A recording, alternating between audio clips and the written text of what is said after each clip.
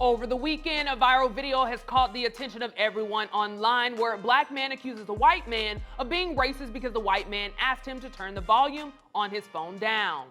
The video was posted by Twitter account Censor Men with the caption, "Black man thinks white man was being racist because he asked him to turn his volume down on his phone. Racism is still real in Georgia. I can't believe Bob tried me like that."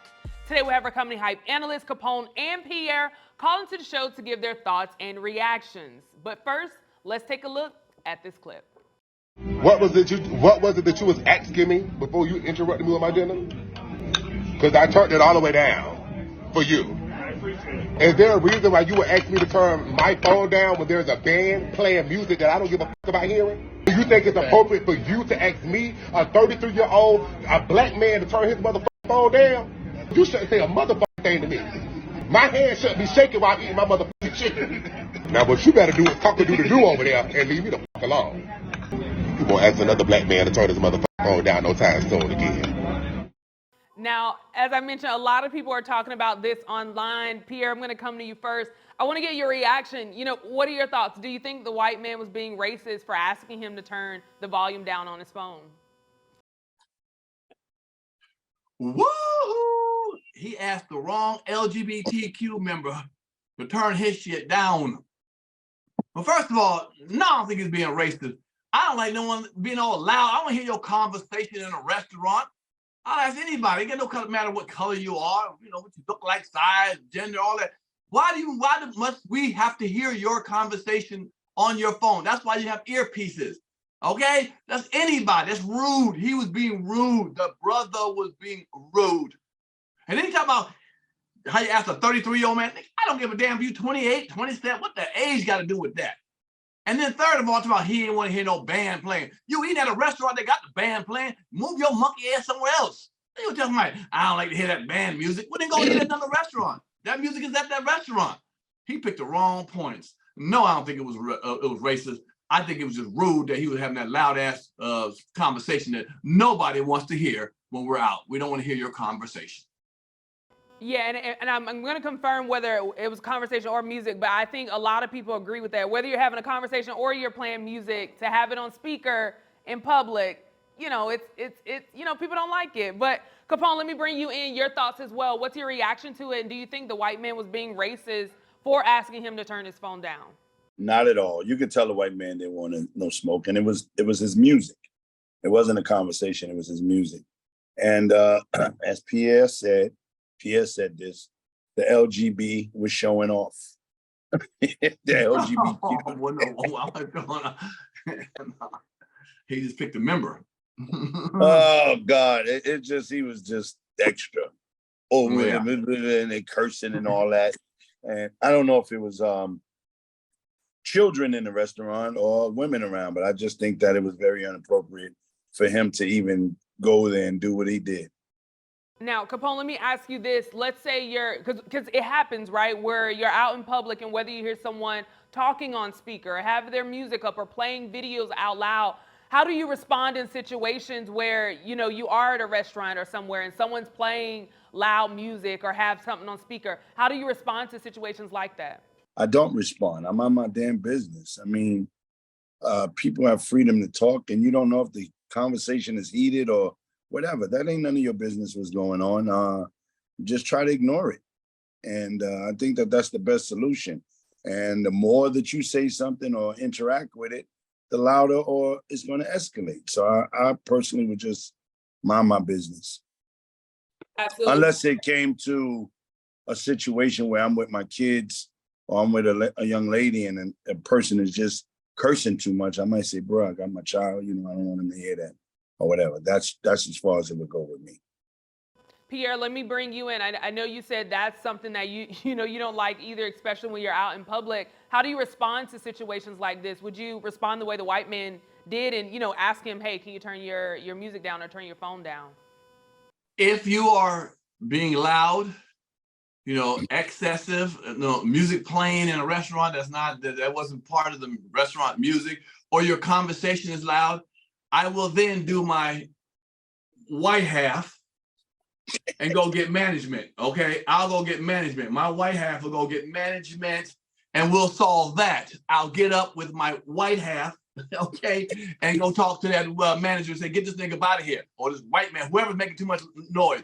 I don't need it. I didn't come in here for your loud ass music or your loud ass conversation on the phone or whatever that's distracting, especially if it's that much where it's distracting. No, what's wrong with people having some respect for other people's space too and time and bringing it down? What's wrong with us asking that? Why do you have to be able to be like, I'm gonna play this music as loud as I want in this restaurant. I don't give a damn what you doing, eating over there. It may have curse words in it. It may be something I don't want to come. I didn't come for that. I came to eat and be in whatever environment it was, but it wasn't that environment. Or if you're too loud on your phone, you talking on the conversation, we don't want to hear that. It's distracting. If I'm trying to have a conversation, a private conversation with somebody quietly, and you all of a sudden, hell no, I ain't say that. Don't you do that to me. Why I got to deal with that? Why do we got to deal with that? No. Gangsta Capone, get your gangsta on and get them to quiet that bullshit down, okay? Damn all that, if it's your lady or not. You better make it happen. Do like I do. Use your half white side, or your half or Puerto Rican side or Cuban side. Nigga, use something half. Use that side, go get the management. Now, what I want to do, because I think there's so many layers, and even when I saw it, I was a little surprised that, racism was used as, I guess, as a tactic to drive this video. So I want to take another look at it and come back and ask you all a question. Let's take a look one more time at this clip. What was it that you was asking me before you interrupted me with my dinner? Because I turned it all the way down for you. Is there a reason why you would ask me to turn my phone down when there's a band playing music that I don't give a fuck about hearing? Do you think it's appropriate for you to ask me, a 33-year-old, a black man, to turn his motherfucking phone down? You shouldn't say a motherfucking thing to me. My hand shouldn't be shaking while I'm eating my motherfucking chicken. Now what you better do is cock-a-doodle-doo over there and leave me the fuck alone. You won't ask another black man to turn his motherfucking phone down no time soon again. The most interesting part to me was definitely him messing with the chicken. That's where my focus was the entire time. But Pierre, let me come back to you, right? Because I don't think that racism has anything to do with this. However, it's hard for me not to say that as a black person, he probably felt the way getting direction from a white man. So I want to ask you, Pierre, if you're in this situation, and I know you have two sides, so you may have two answers to this. But if you're in public, maybe not loud music, but if a white person gives you, tells you to do something, how would you respond, or how do you think you would feel in that situation? Well, the only right thing that man did was, the black man did, was being in a restaurant that had the word pork, and he was eating chicken. So that was good, brother. At least eat the chicken, not the pork. Okay, that was about the only thing I saw in that whole damn video that made sense to me and shit. But look, let's be honest. He was looking for something. That brother was, because the situation had gone away. He put his phone on and had to bring back the situation. So he was looking for some shit. You know what I'm saying? It was over and cold as fuck, pretty much so. He was looking for some. Let me get the camera right. Now, what did you say? Oh man, damn, they didn't remember what the hell he said. Like, what are you talking about? We done passed that an hour ago. Nah, nigga, we gotta bring this up. So he was on some funky shit. Now, had done it to me. Had a white man told me that. Well, first of all, I'm not even gonna be like that. That's so hard for me to put myself in that frame of mind. I'm so respectful. I wouldn't even do that, be that loud and obnoxious in the place. So if I am in a wrong, I'll take it from anybody. If let's say I have a loud radio on, somebody says, could you please turn that down? And let's be honest, that old man was not coming with the smoke in the first time, okay? Look how passive he was at the end. It wasn't like he was saying, nigga, turn off that goddamn music, you porch monkey motherfucker. And then he was like, I'm sorry, what did I say again, sir? Let's be honest. So he didn't have that kind of, he probably just asked him in a polite way to bring that down, that music down. If I'm in the wrong, I will bring down and say, I'm sorry, my apologies, and go, man, look, I got another day to live. I ain't got time for all this. I ain't even worried about getting viral, some stuff like that. Now, if I'm in the right and somebody white says something that I feel like it's because it's racism, oh yeah, I'm gonna step up and say something, without a doubt. But this situation here, I didn't see the race in it. And guess what? Even if it was racism, the way it looked, brother, the way you came at it and shit, you fucked it up. You made it look bad on your side. Even if you were righteous, if it was a racist situation, you made it look bad. But no, I don't think it was racist. And I would have, politely turned it down. No matter if a white man, a black person asked me, a Latino, anybody, if I was being rude, I would turn it down. Yeah, and it is unfortunate that, we have to think about, like you said, I want to live another day. Unfortunately, we did see back in 2012, Jordan Davis, he was asked to turn his music down, and we saw that back and forth. And unfortunately, we did lose him to gun violence. So yeah, it's very unfortunate that we have to think about in those situations. But I think you make a great point in this video. it was clearly over because he said I had already turned the music down, and the man said I appreciate it. So I think you bring us some great points. Capone, let me bring you in. Same question. Let's put your feet in the shoes of the young man in the video, or the man in the video because he's 33. The man in the video. If a white person is telling you to do something, whether you're right or wrong, how do you respond to that, or how do you think you respond? To answer your question, if I'm wrong, I will acknowledge that. Mm-hmm. Clearly, this guy wanted some smoke, as Pierre said. He kept asking him, "What did you say to me before?" Trying to bring up, and at the end of his statement, he said, "Yeah, I bet he'll never ask another black man." So he was trying to start unnecessary controversy, and that's something that just some black people, do. As Pierre said, he made himself look like an asshole. Totally an asshole for no reason. If it was done, you turned your music down. What are you going to start to record now? Didn't never ate none of your food, just cutting it up and talking shit like it was necessary for you to do that. Because what did you say? Now, what did you say to me? Yeah, just extra. Even the body language was extra. I know I'm probably gonna get it and say that I'm gay bashing, but he was just too over the top.